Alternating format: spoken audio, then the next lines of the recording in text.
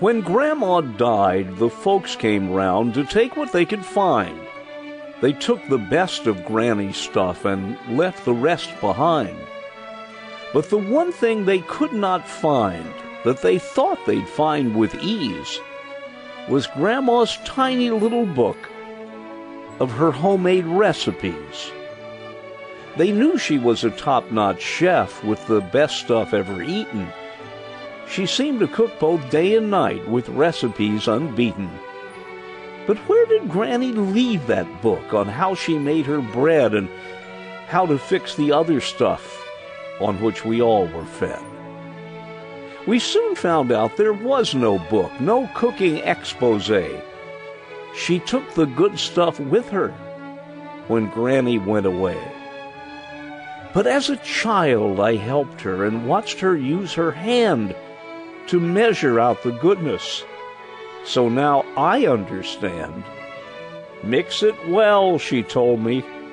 Combine the very best and give it time to rise and bake. Then give it to a guest. Don't worry how it looks, she'd say, when mixing up her batters. If what I can make will make you smile, that is all that matters.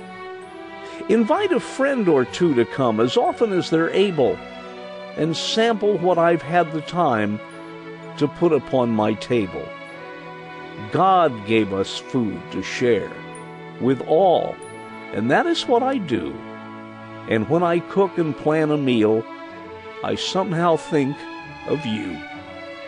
For a grandson is a wondrous child, a child I love to please, and all of that is in my head, my many recipes. Yes, I remember Grandma and the way she used her hand to measure out the goodness and make me understand that life is like a pudding or some bread or even cake. You can't rush life, she used to say. You've got to let it bake and rise and become a thing brand new. It's just a simple recipe of how all things renew. So Grandma's gone. She took it all. She never kept a list of all the things she taught us. Yet she always would insist. Take your time, she'd say, and blend it well every time you cook. A recipe much better than in any little book.